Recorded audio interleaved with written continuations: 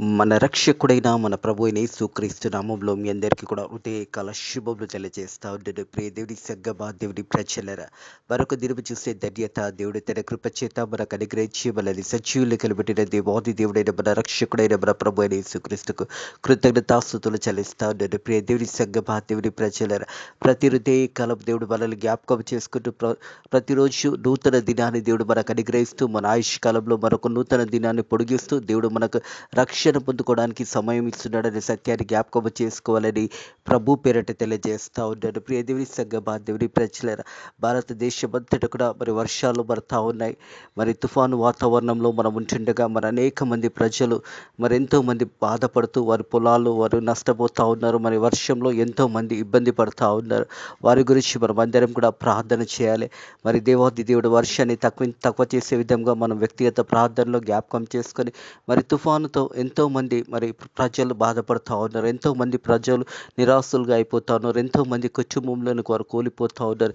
ఈ సమయంలో మనం అందరం కలిసి దేవుని సన్నిధిలో దేవునికి ప్రార్థన చేసి దేవుడు మంచి వాతావరణాన్ని తిరిగి మన అందరికీ అనుగ్రహించే విధంగా ప్రార్థన చేయాలని ప్రభు పేరిట తెలియజేస్తూ ఉన్నాడు. మరి తెలంగాణ, ఆంధ్రప్రదేశ్ రాష్ట్రాలు కూడా వర్షాలు విస్తారంగా పడుతూ ఉన్నాయి.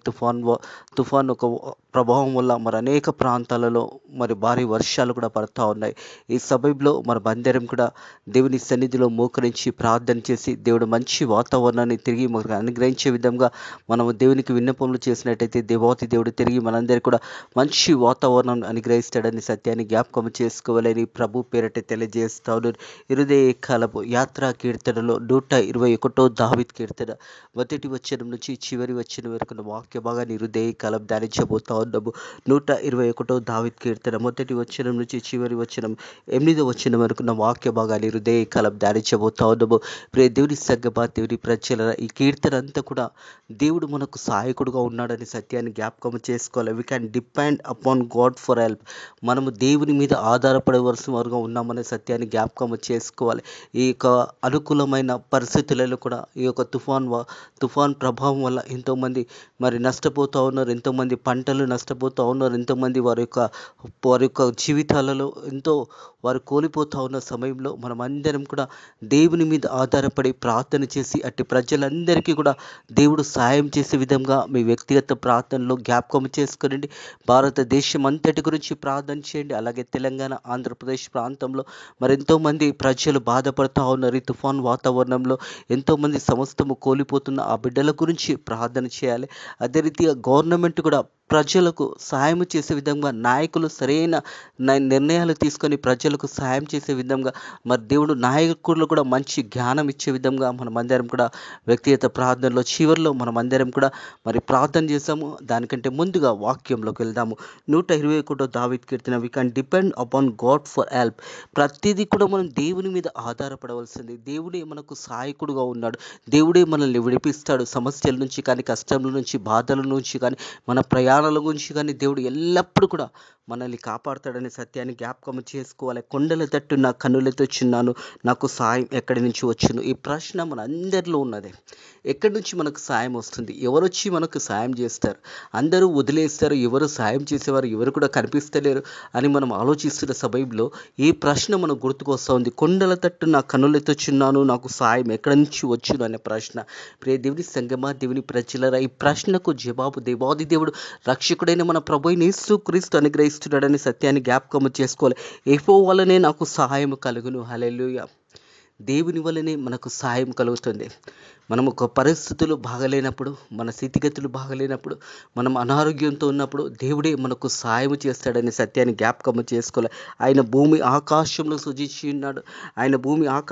సృజించున్నాడనే సత్యాన్ని జ్ఞాపకం చేసుకోవాలని ప్రభు పేరట తెలియజేస్తా ఉన్నాను. 104 దావీదు కీర్తన చూసినట్టయితే, 104 కీర్తన 5వ వచనం, 104 కీర్తన 5వ వచనం, భూమి వెన్నెంటికి కదలకుండునట్టు ఆయన దానికి పునాదులు వేసి స్థిరపరచెను.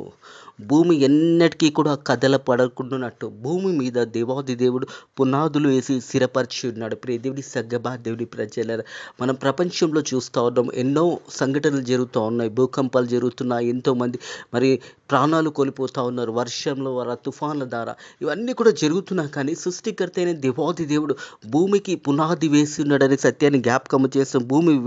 భూమి ఎన్నటికీ కదలకున్నట్టు మరి ఆయన దాని మీద పునాదులు వేసాను. ఆయన దాని మీద పునాదులు వేశారు. ఎవరంటే మన రక్షకుడైన మన ప్రభువైన యేసుక్రీస్తు భూమికి మీద పునాదులు వేసి ఎన్నటికీ కదలకుండా ఉండునట్టు దేవుడు మరి ఆ పునాది వేసినాడు. ప్రియ దేవుడి సగ్గబా దేవుడి ప్రజలరా, కొన్ని సందర్భంలో చాలా సమయంలో చూస్తూ ఉంటాం, భూకంపంలో వస్తాయి, తిరిగి మామూలు పరిస్థితులకు వెళ్ళిపోతూ ఉంటాయి. అలాగే దేవాది దేవుడు ఈ భూమికి పునాదులు వేసినాడని సత్యాన్ని జ్ఞాపకం చేయబడుతుంది. వల్ల నాకు సహాయం కలుగును, ఆయన భూమి ఆకాశంలో సృజించినాడు. ఈరోజు ఉదయ కలిపి మాటలిట్టిన ప్రియ దేవుడి సగ్గబా దేవుడి ప్రజలరా, కొండల తట్టు నా కనులు తెచ్చున్నాను, నాకు సహాయం ఎక్కడి నుంచి వస్తుందని నువ్వు ఒక ఆలోచిస్తున్నట్టయితే భూమి ఆకాశంలో సృజించిన దేవాది దేవుని వల్లనే మనకు సాయము మనం పొందుకుంటామనే సత్యాన్ని జ్ఞాపకము చేసుకోవాలని ప్రభు పేరట తెలియజేస్తా ఉన్నాను. అలాగే 3వ వచనం, ఆయన నా పాదములను తొట్టిల్లాడు, నేను కాపాడువాడు కొనుకడు. హల్లెలూయా. ప్రియ దేవుని సంగమా దేవుని ప్రజలరా, దేవాది దేవుడు మన పాదములను తొట్టిల్లాడు అనే సత్యాన్ని జ్ఞాపకము చేస్తూ ఉన్నాడు. ప్రియ దేవుడి సంగమా దేవుని ప్రజలరా, భూమికి పునాది వేసిన దేవాది దేవుడు భూమిని ఏదైతే కదలకుండా ఉంచున్నాడో ఆ రీతిగానే మనల్ని కాపాడేవాడు కొనుకడు, నిద్రపోడు. నిత్యము దేవుడు మనల్ని కాపాడుతూ ఉన్నాడు.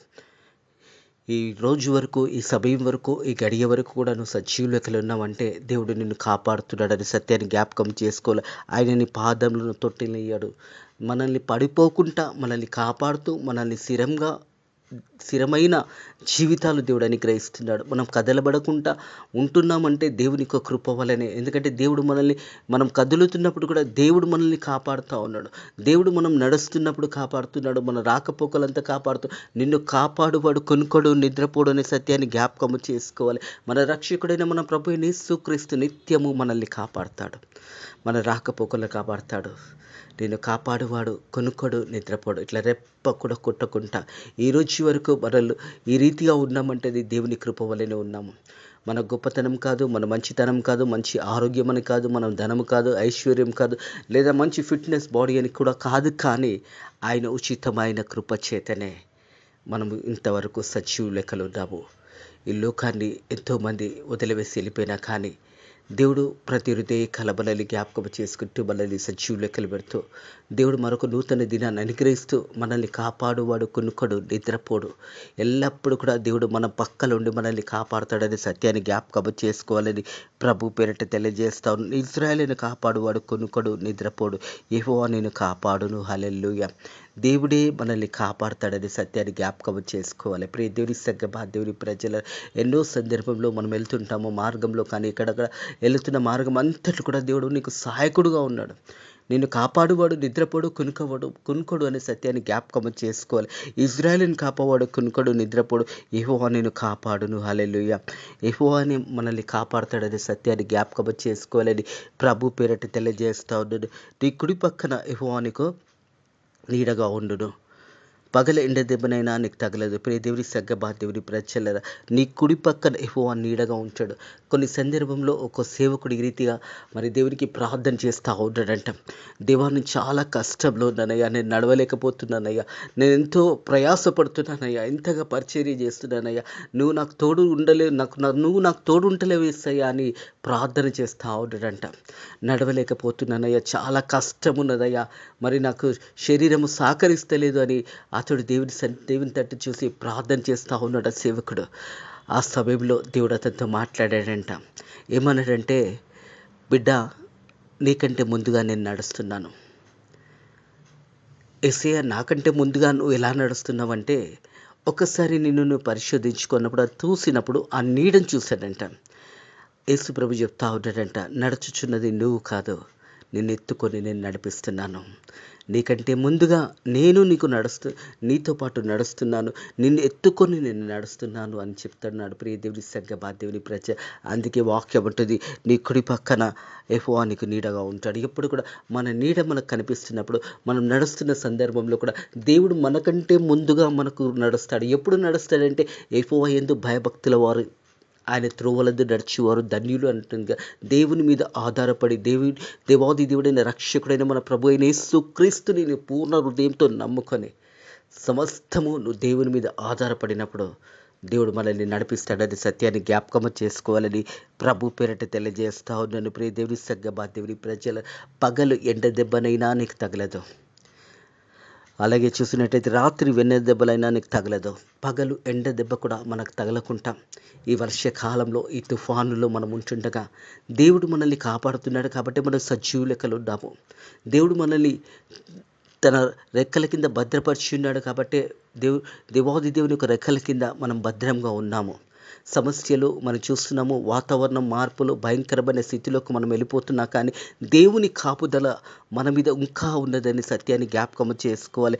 ఎందుకంటే పగలు ఎండ దెబ్బనైనా నీకు తగలేదు, రాత్రి వెన్న దెబ్బలైనా నీకు తగలేదు అనే మాట జ్ఞాపకం చేయబడుతుంది. ప్రియ దేవుని సంగమా, దేవుని ప్రజలరా, హృదయ కలవి బాటలింటున్న ప్రియ సహోదరుడా, ప్రియ సహోదరి, పగలు ఎండ దెబ్బనైనా రాత్రి వెన్నెల దెబ్బనైనా నీకు తగలకుండా దేవుడు నిన్ను కాపాడుతున్నాడు.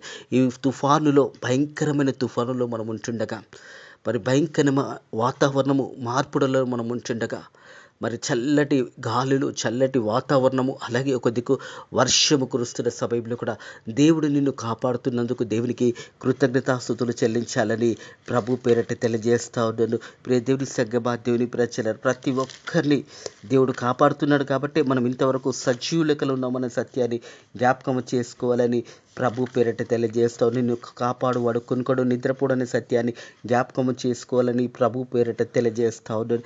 అలాగే చూసినట్టయితే యెషయా గ్రంథము 49వ అధ్యాయం 10వ వచనం, వారి యందు కరుణించువాడు వారిని తోడుకొని పోవచ్చు, నీటి బుగ్గల యొద్ద వారిని నడిపించున్నాడు కాబట్టి వారి ఆకలైనను దప్పికనైనా కలగదు, ఎండ మాపులైనను ఎండైనను వారికి తగలదు. ప్రియ దేవుడి సంగమా, దేవుడి ప్రజల, దేవుడు నడిపిస్తున్న విధానం చూసినట్టయితే దేవుడు మనకు కాపాడుతూ మనల్ని సురక్షితంగా నడిపిస్తున్నాడు. ఎందుకంటే వారి యందు అనే కరుణించువాడు వారిని తోడుకొని వచ్చును, వారిని కరుణించువాడు వారిని తోడుకొని వచ్చి ప్రభుయే మనల్ని తోడుకొని వచ్చి మనల్ని నడిపిస్తున్నాడు. కాబట్టి నీటి బుగ్గల వద్ద వారిని నడిపించచ్చు కాబట్టి వారికి ఆకలైనను దప్పిగైనను కలగదు, ఎండ వాపులైనను ఎండనైనను వారికి తగలదు. హల్లెలూయా. దేవుడు కాపాడుతున్నప్పుడు ఇదే యెషయా గ్రంథం 49వ అధ్యాయంలో 15వ వచనంలో చూసినట్టయితే, స్త్రీ తన గర్భంలో పుట్టిన బిడ్డనైనా కరుణింపకుండా తను చంటి బిడ్డనైనా మర్చిన వారైనా మర్చితే మర్చురు గాని నేను నిన్ను మరువను, చూడుము నా అరచేతిలో మిలను చెక్కుకొని ఉన్నాను, నా పాకారంలో నిత్యము నా ఎదుటున్నాయి. హల్లెలూయా.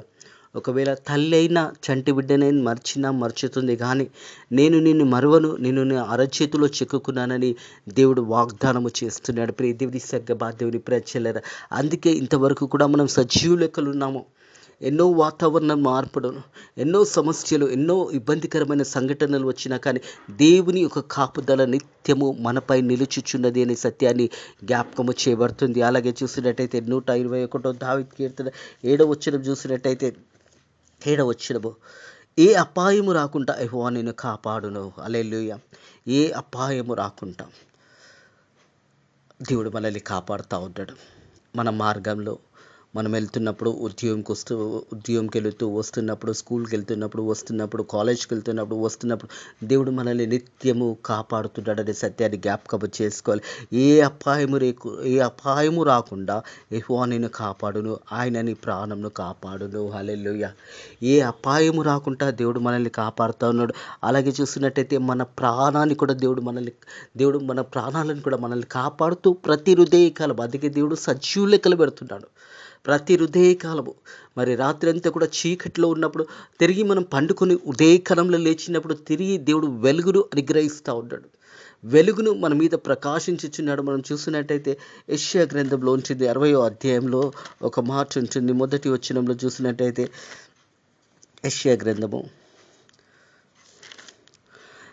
నీకు వెలుగు వచ్చియున్నది, లెమ్ము తేజరిల్లుము, యెహోవా మహిమ నీ మీద ఉదయించెను. ప్రియ దేవుని సంగమా, దేవుని ప్రజల ప్రతి హృదయకాలము వెలుగు మన మీద ఉదయించుచున్నది. ప్రతి హృదయకాలము దేవుడు మనల్ని జ్ఞాపకం చేసుకుంటూ ఆ వెలుగును మనకు అనుగ్రహిస్తూ ఉన్నాడనే సత్యాన్ని జ్ఞాపకం చేసుకోవాలి. అందుకే వాక్యం ఏమంటుందని, నీకు వెలుగు వచ్చియున్నది. హల్లెలూయా. హృదయకాలం మనం అందరం కూడా వెలుగును చూడగలుగుతున్నాము, హృదయకాలం చూడగలుగుతున్నాము. దేవుని యొక్క వెలుగు, ప్రకాశమైన వెలుగు తిరిగి చీకటిని తీసివేసి తిరిగి హృదయకాలంలో వెలుగును అనుగ్రహించినాడు. ఆ వెలుగును మనము దేవుడు ఆ వెలుగును అనుగ్రహించిన దేవునికి కృతజ్ఞతాస్తుతులు చెల్లించడం ఎంతో మంచిది. లెమ్ము తేజరిల్లుము, యెహోవా మహిమ నీ మీద ఉదయించును. లెమ్ము తేజరిల్లుము, యెహోవా మహిమ నీ మీద ఉదయించున్నది. ప్రియ కుమారుడా, ప్రియ కుమార్తె, హృదయకాలము మనకు దేవాది దేవుడు వెలుగును అనుగ్రహించున్నాడు. మనల్ని కాపాడే దేవాది దేవుడు కునుకడు, నిద్రపోడు. అలాగే నిన్ను కాపాడువాడు, సురక్షితంగా నిన్ను కాపాడి క్షేమంగా నీ గమ్యానికి చేర్చేది దేవుడని సత్యాన్ని జ్ఞాపకం చేసుకోవాలి. అలాగే మన రాకపోకలంతా కూడా కాపాడే దేవుడు అంటే దేవుడే. ఎన్నో ప్రయాణాలు చేస్తుంటాము, ఎన్నో సందర్భంలో దూర ప్రాంతాలకు వెళ్తుంటాము, వస్తుంటాము. క్షేమంగా మనం మన గృహాలకు చేరగలుగుతున్నామంటే అది దేవుని కృప వలనే చేరగలుగుతున్నాము అనే సత్యాన్ని జ్ఞాపకం చేసుకోవాలని ప్రభు పేరట తెలియజేస్తూ ఉన్నాడు. ఆయన నిన్ను కాపాడును. ఇది మొదలుకొని నిరంతరము నీ రాకపోకలందా యెహోవా నిన్ను కాపాడును. ఇది మొదలుకొని మన జీవిత కాలం అంతా కూడా దేవుడు తన రెక్కల కింద మనల్ని భద్రపరుస్తూ ఉన్నాడు. కోడి తన బిడ్డలను ఏ రీతి అయితే తన రెక్కల కింద భద్రపరుస్తుందో, ఈ లోకంలో దేవుడు కూడా ఆయన రెక్కల కింద మనల్ని భద్రపరుస్తూ ఉన్నాడు. మన రాకపోకలంతా కూడా దేవుడు మనల్ని కాపాడుతున్నాడు అనే సత్యాన్ని జ్ఞాపకం చేసుకోవాలి. ఇది మొదలుకొని మన జీవితకాలం మొదలుకొని మనకు నిరంతరము మన రాకపోకలంతా దేవుడు మనల్ని కాపాడుతూ సురక్షితంగా మనల్ని నడిపిస్తున్న దేవాది దేవునికి కృతజ్ఞతాస్తుతులు చెల్లించాలి. అలాగే చూసినట్టయితే ద్వితీయోపదేశ కాండము 28వ అధ్యాయము 6వ వచనం చూసినట్టయితే, నువ్వు లోపలికి వచ్చినప్పుడు దీవించబడతావు, వెలుపలికి వెళ్ళినప్పుడు కూడా దీవించబడతావు. హల్లెలూయా.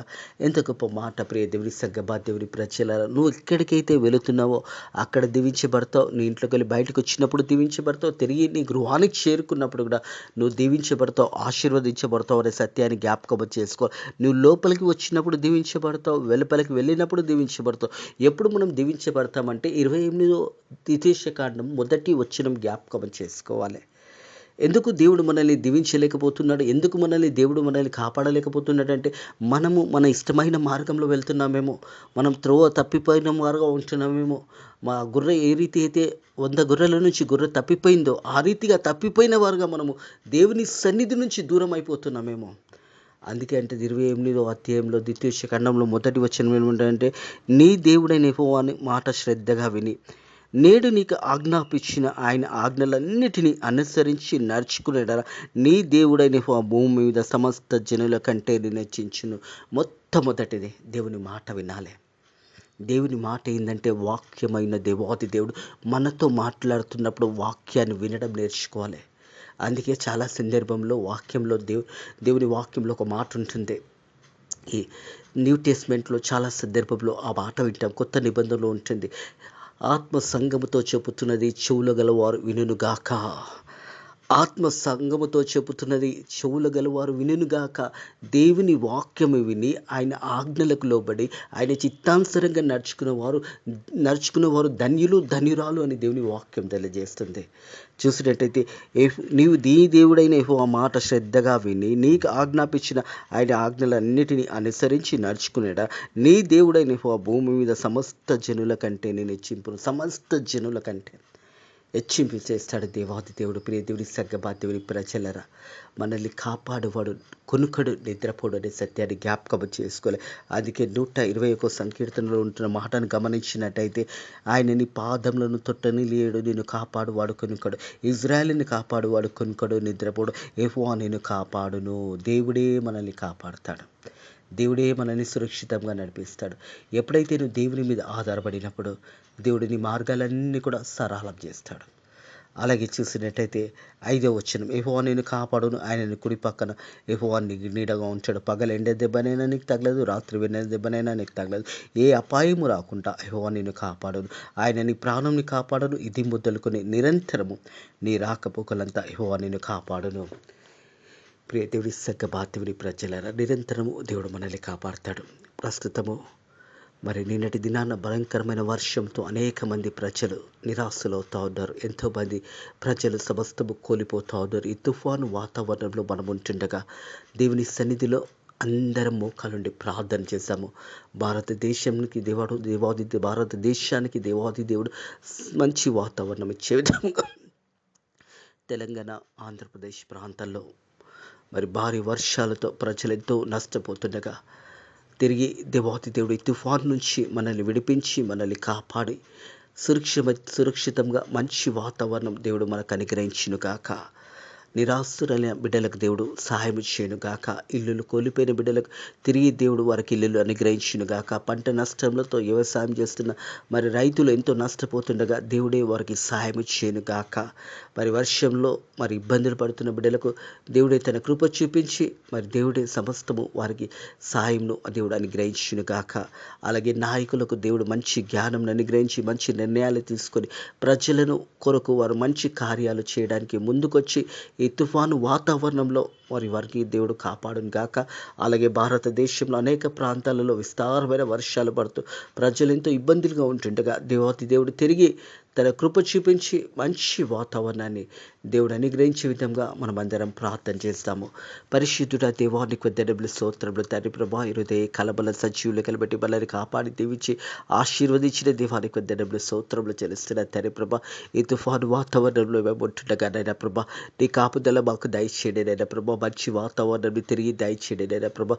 ప్రత్యేకంగా చిన్న బిడ్డలకు, వృద్ధాత్వంలో ఉన్న బిడ్డలకు, మధ్య వయసున్న బిడ్డలకు నైనా ప్రభా నీ సహాయాన్ని అందించండి నైనా ప్రభా. ఎక్కడైతే పంట నష్టపోతున్నారు ఆ ప్రజలను నాయన మీరు ఒక్కసారి వారిపై కనికరించి వారిపై నీ కృప చూపించండి. తెలంగాణ, ఆంధ్రప్రదేశ్ ప్రాంతాలలో నేను భారీ వర్షాలు పడుతున్నాయని నేను ప్రభా ఇంకా వార్తలలో ఎన్నో సూచనలు మేము ఉంటున్నాము తండ్రి ప్రభా. రెడ్ అలర్ట్గా ఉంటున్న ప్రాంతాలను కూడా జ్ఞాపకం చేసుకురండి నేను. కాలువల మధ్యలో ఉన్న బిడ్డలను జ్ఞాపకం చేసుకురండి నేను ప్రభా. అటు బిడ్డలను కాపాడండి. ప్రత్యేకంగా వర్షంలో చిక్కుకున్న బిడ్డలను కాపాడండి.